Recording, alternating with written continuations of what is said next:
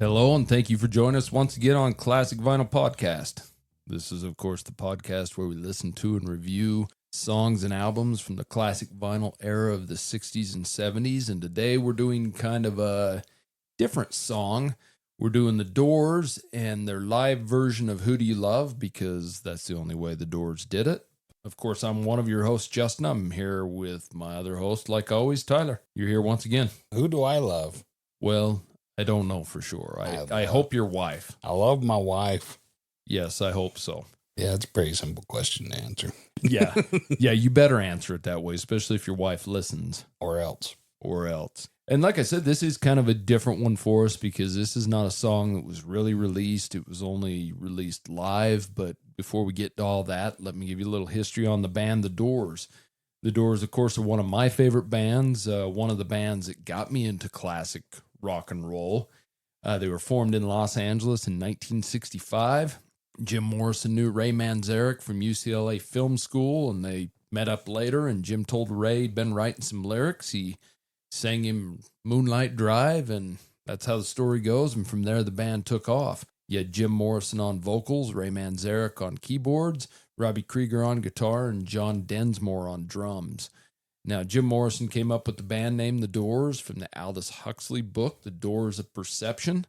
The Doors have been considered a lot of different sounds, and I think people out there either love the Doors music or hate it. And I think from what I've heard, at least from the few people I've talked to that do not like the Doors, it's the keyboard that really grinds on them a little bit. That's a shame. It is a shame because that's what I like, but they've been described as rock, jazz, blues, psychedelic. Morrison's got his baritone voice, his poetic lyrics, things like that. He's a unique guy, and he's basically what made this band, although he's not the only one, but obviously once he was gone, the band's popularity waned. But they were initially a house band for an LA club called the London Fog, and then later became the house band for the famous Whiskey A Go-Go there on the Sunset Strip. The band was signed by Elektra Records in 1966. They released a total of 6 studio albums with Jim Morrison. 2 studio albums were released after his death, with Robbie Krieger and Ray Manzarek taking on the vocal duties.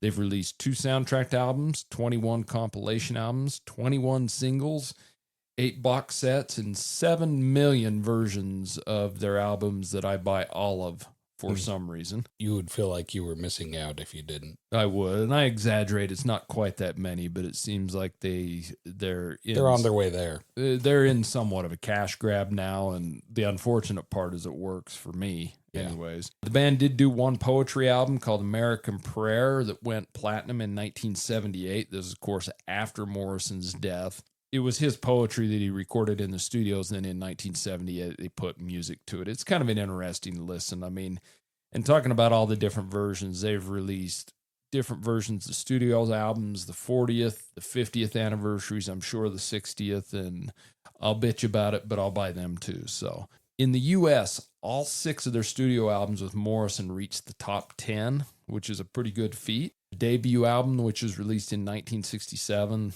it was self-titled The Doors. It reached number 2 in the charts. It is 4 times, almost 5 times platinum now, and has their most successful single ever, Light My Fire, which is kind of the one song I really don't want to hear of The Doors anymore, funny enough, but that's another story. Yeah.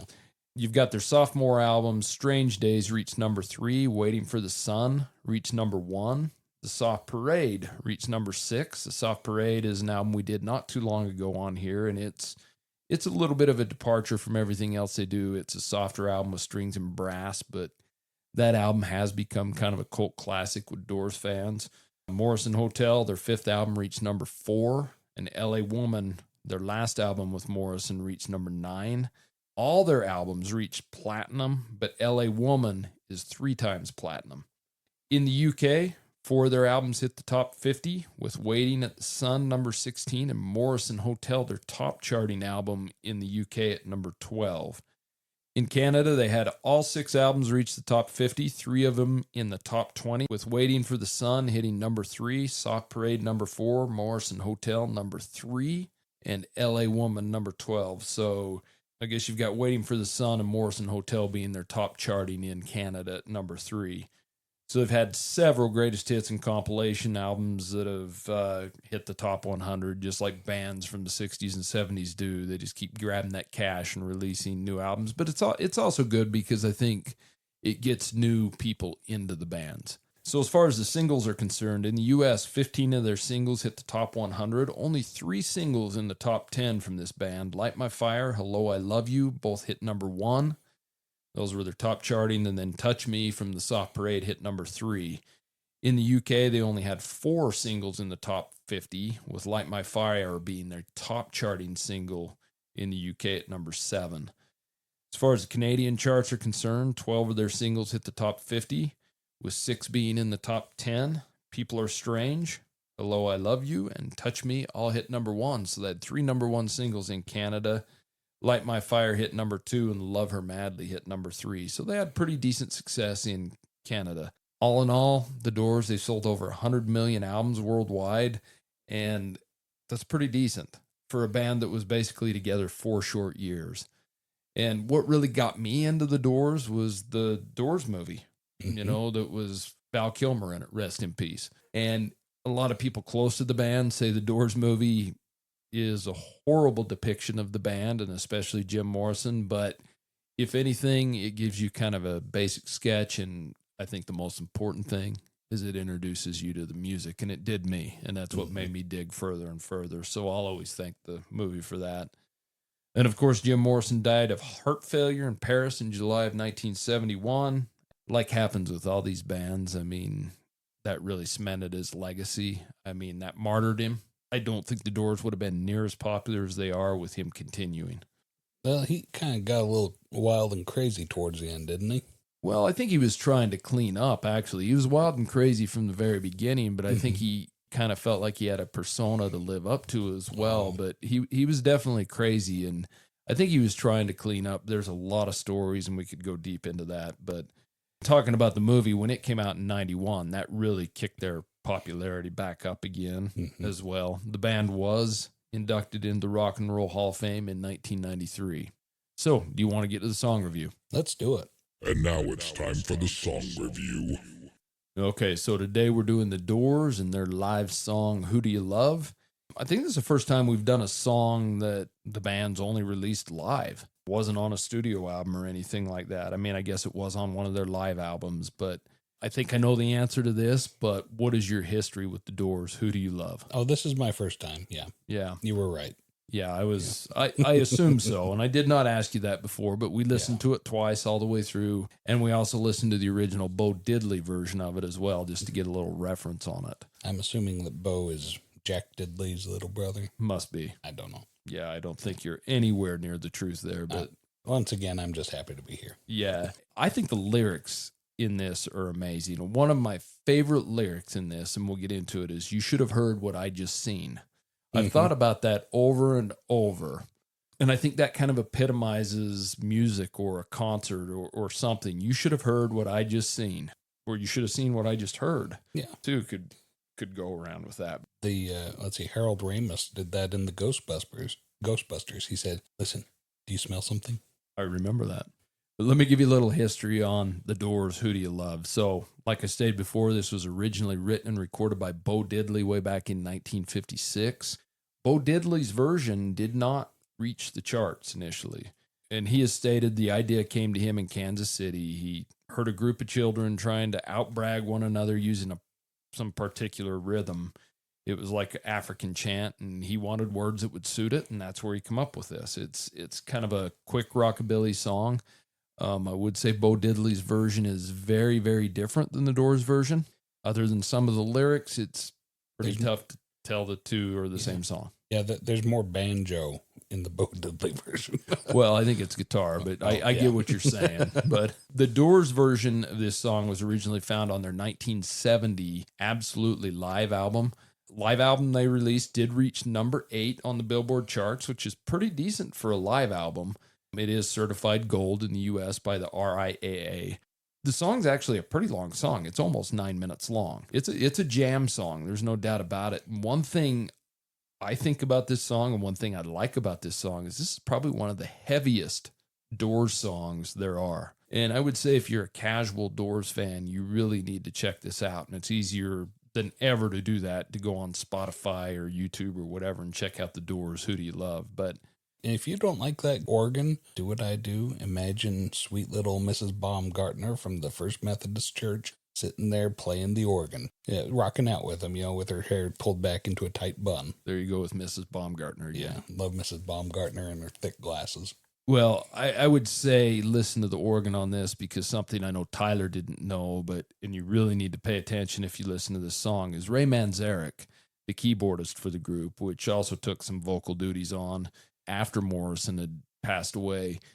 He plays live. He plays the bass organ with one hand and the keyboard with the other hand simultaneously. This guy is an absolutely amazing musician. Mm-hmm. I don't know how he does it. I can barely play guitar, so I've heard of some people that can do that, do multiple things with different limbs at the same time, and it's crazy. This guy is so good. Yeah, he's good. So I originally discovered this song on their 1991 release of In Concert. And In Concert was a double CD release. It was a compilation of the Absolutely Live album, Alive She Cried, and Live at the Hollywood Bowl. It's excellent. I love the Doors live. They bring a whole new experience with them. They kind of remind me of the Who in that way. Is a lot of the Who music I like better live than I do on album. And there's a lot of Doors music like that as well, but there's also a lot of Doors music they only played live, so that's where you find it. So the Doors version of this song, although it's based on the original, it's quite a bit different. The last 3 verses are actually completely different than the original, and some verses have been cut out altogether. And if you read these lyrics, and it's kind of hard to understand Morrison in some of them, but I think the lyrics are amazing. This walked 47 miles on barbed wire, cobra snake for a necktie, brand new chimney up on top made out of human skull. This is a very lyrically driven song, and I really enjoy it. Just 22, I don't mind dying. He says that, rode around town with a rattlesnake whip. A lot of snakes in this song. You said that earlier, too. Yeah, very, very snaky song. Yeah. Come on, baby, don't give me no lip. But like you said, the ice wagon. Night is dark, the sky was blue. Down the alley, the ice wagon flew. What the hell does that mean? I guess the ice wagon's going to deliver ice for the ice box. Something, but they flew. Is it out of control? I don't know. But this is a really interesting song, and we'll get into all that. It's been covered by, I was reading the amount of artists that have covered it. Obviously, the Doors. George Thorogood had a pretty famous version. Quicksilver Messenger Service, Brownsville Station, Santana. The list goes on and on. And all of them are kind of different, too. They change the lyrics up a little bit, and it's kind of an interesting cover history on this one. This seems like the sort of song that's real easy to take it and make it your own, put your own spin on it. Well, it's a jam song, right? Yeah. So that's what it is. And the funny thing, like I told you before, although the original never hit the charts, Rolling Stone has ranked the Bo Didley version as high as 133 on the top 500 songs.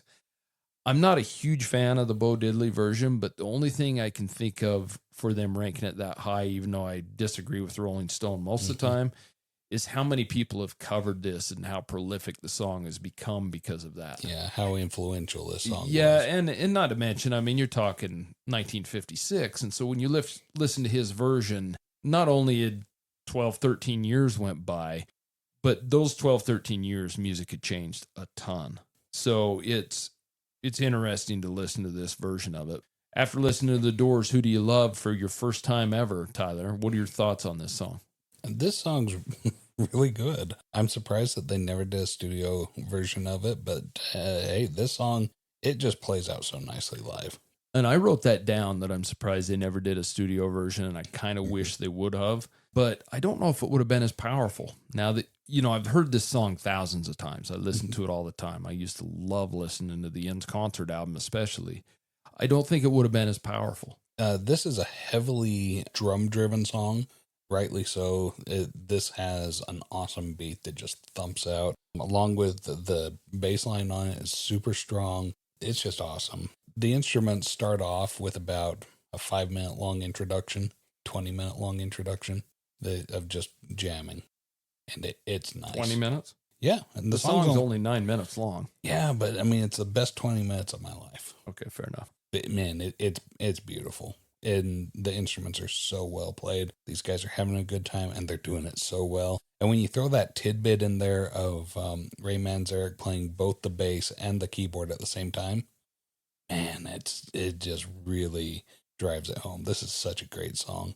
The lyrics, Jim Morrison sings very much in the style of Bo Didley, and sometimes I gotta say he doesn't enunciate as clearly as Bo Didley because he kind of mush mouths some of it. Yeah, when you listen to Bo Diddley version, you can actually understand the lyrics better. Yeah. Yeah, you're right. This is a song that even though I listened to it hundreds of thousands of times for years and years, I didn't know the exact lyrics on this. Mm-hmm. Some of them were kind of confusing. I didn't know an ice wagon flew. Yeah. And I'm pretty sure that he drops the S out of rattlesnake and just pronounces it rattlesnake. He could do. It sounds like it. Yeah. So it makes it a little difficult to understand, but even so, it's still Jim Morrison just having a good time and singing along. And this is a great jam song. This is 9 minutes straight of awesome jam. So what do you think about Who Do You Love, Justin? So obviously I picked this song because the Doors are one of my favorite bands. We've got a bunch of songs that are requested that we're trying to do write-ups on and things right now, but we're always going to go back to a Doors song here and there and a Doors album here and there because they're an important band to me. This song opens up with the drumming, which I got to say, when the best drummers of all time are talked about, we talk about Keith Moon all the time or John Bonham or whatever, but I think John Densmore, because of the style of the Doors music, is highly, highly underrated. Mm-hmm. And this song being live shows how powerful a drummer he really is. The drumming goes on for a minute, and then Ray starts playing the Fender bass. I can't remember if he plays that with his left or his right hand, and then the keyboard starts with his other hand, which is amazing anyways. I mean, it's not a, super intricate bass line, but it's a good, thick bass line, and you hear it throughout. Then Robbie Krieger kicks in with the guitar, and you've got a flanger on that guitar, which gives it a really cool sound. But really, after the chorus, when they kick into that jam, that's why I say this is one of the heaviest Doors songs there are, because it rocks out. Mm-hmm. They get into it all out, and this is an amazing song. I remember cranking this up in my pickup truck and driving around, and I just absolutely loved listening to this song. It's just powerful. During the breakdown, when they're doing that, when it's really heavy in the song, and the guitar's great with the flanger, and you've got the bass kicking, and the drums are just going wild. This is a heavy song. Oh, it is. Yeah. And I think Morrison's vocals, although, as you say, he is a little mush mouth in it, they're still strong, strong vocals in this, especially for being live. There's no two takes on this. And I have heard this album might have been cut from several performances in 69 and 70 when they're on tour. So Bruce Botnick has stated that he did make like 2,000 cuts in this. So we could be getting 2 or 3 songs in here from different cities. And a lot of the times that was just because maybe it wasn't recorded as well, or they had a muff up, or maybe, the tape didn't work correctly or something. So they'd patch a lot of them together. But either way, and I don't know that to be true in this song or not, but either way, this is an excellent version of this song. But how did they get the same audience member to scream out in the middle? Yeah, somebody scream, and they do. And that's something I've giggled about ever since I was a teenager. So it's hilarious. It's so perfect. Yeah. So do you want to get the song rating? Let's rate it. Song rating.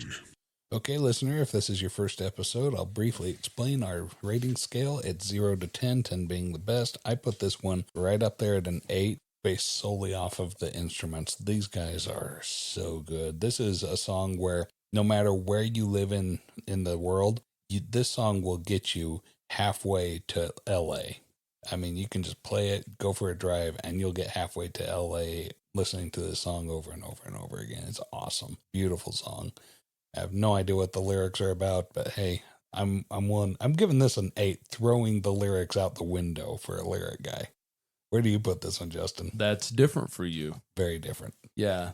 I mean, we can go through the lyrics after we go off air, and even when you know what the lyrics are, you have no clue what they're about. Oh, no, they don't make any sense. I know what a cobra snake for a necktie is, but it seems kind of strange to me. Yeah, but for a skull top hat, a human skull top hat, No, it's a chimney made out of human skull. A chimney made out of human skull. A chimney up on top made out of human skull. Come on, baby, take a walk with me. Tell me, who do you love? Okay.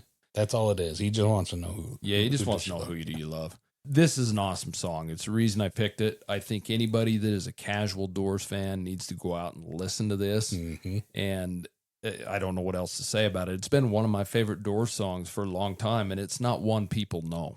Unless you are really a Doors fan. I rate this song a 9. I think it's very powerful, and although I would have liked to hear a studio version, I'm afraid I probably wouldn't have liked it as much because I don't think you would have got the raw power from the bass, the guitar, everything, and even Morrison's vocals, because they are kind of hard to understand, but even if he enunciated correctly, it doesn't make sense anyway, so that's why it's fine. Yeah, and if you hate Doors just because of the keyboard, let me tell you something about this one. The keyboard's present, but it is not nearly as overpowering and driving in this song as it is in several of the other Doors songs. No, this is definitely bass, drums, and guitar driven. Yeah. Unlike a lot of Doors songs. I mean, there are some, especially in concert, which is why I like their live stuff quite well. But yeah, this is an excellent song. I give it a 9. Super.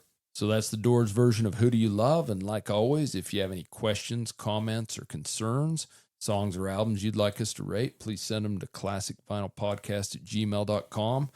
We really appreciate you taking your time to spend it with us. A couple of guys that don't really know what we're talking about, but we enjoy doing it. So until next time, we'll see you later. Thank you so much for listening to Classic Vinyl Podcast. And don't forget to subscribe on Spotify or Apple Podcast or wherever you listen to your podcasts. Follow us on Instagram at Classic Vinyl Podcast for updates, and also share us with your music-loving friends.